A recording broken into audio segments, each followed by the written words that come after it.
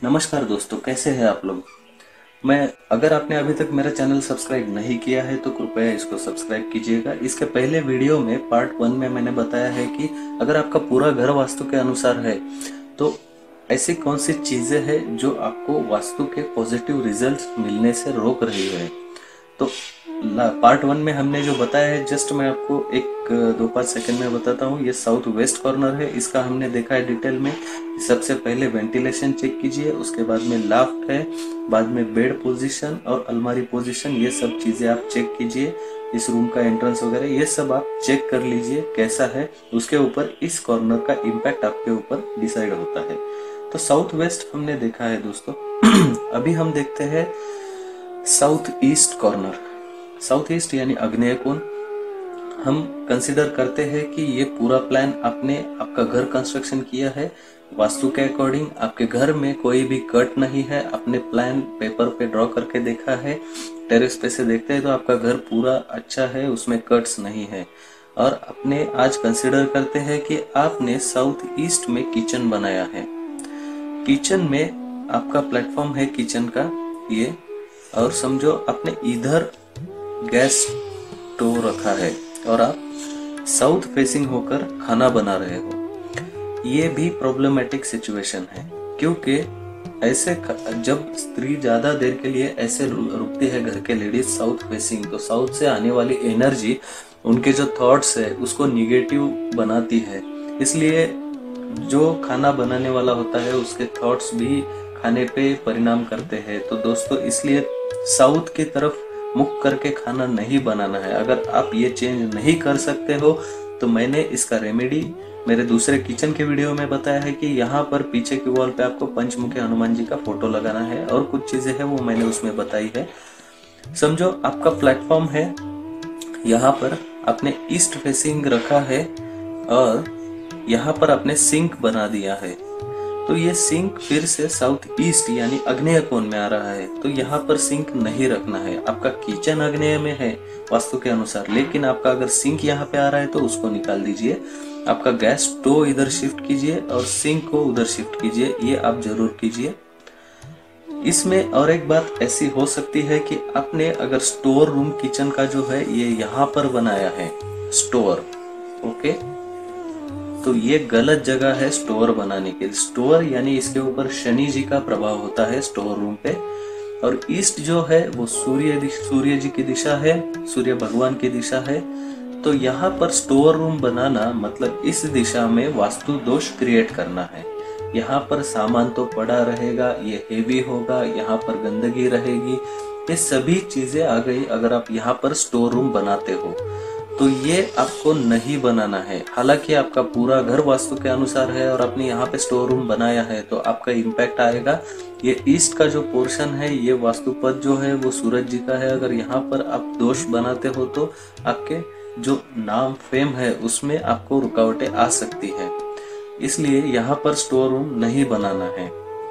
Second thing, kitchen में हम laughed तो जरूर रखते हैं।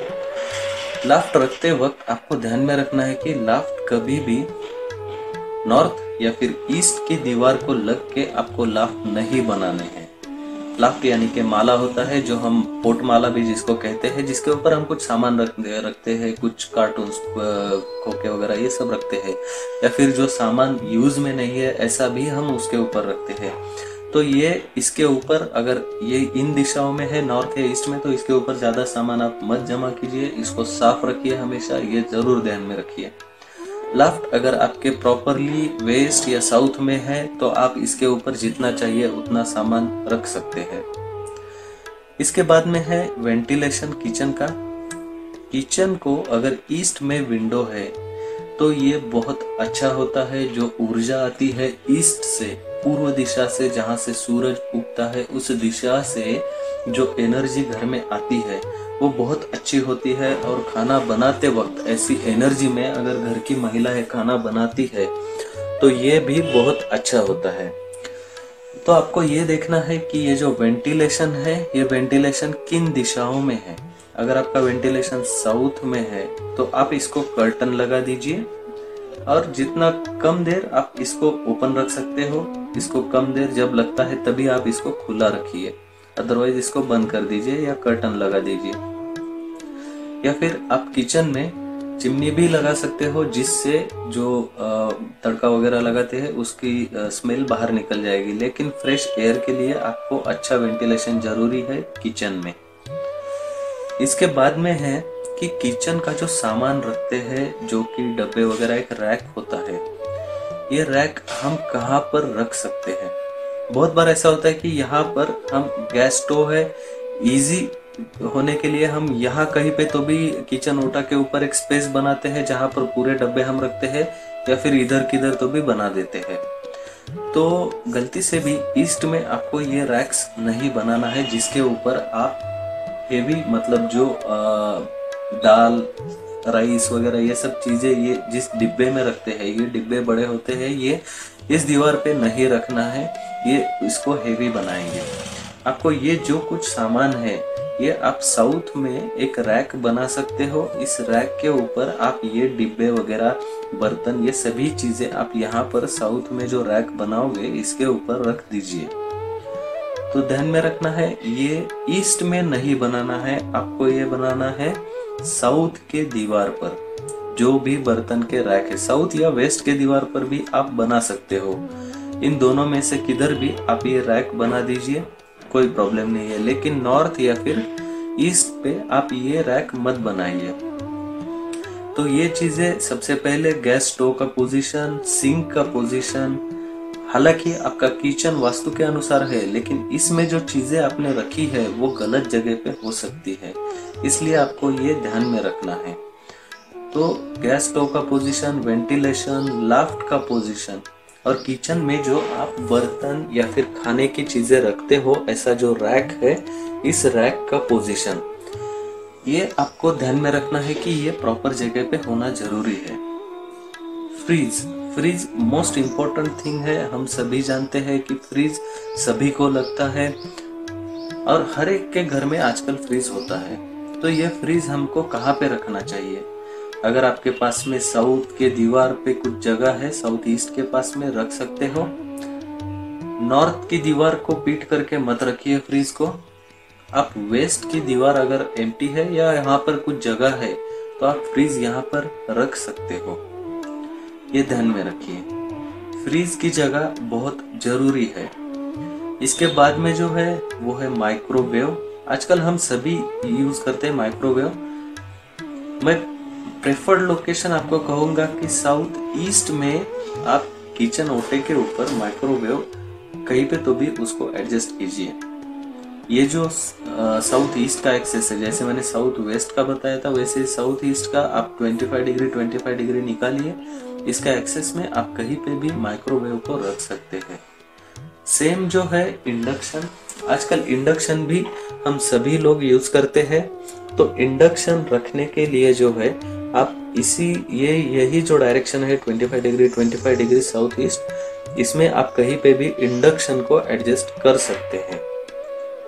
इंडक्शन बात, आपका जो पानी रहेगा किचन में, सबसे मेन बात पानी कि पानी आपको रखना है इस पोर्शन में किचन के, ना कि एग्जैक्ट आग्नेय पोर्शन में।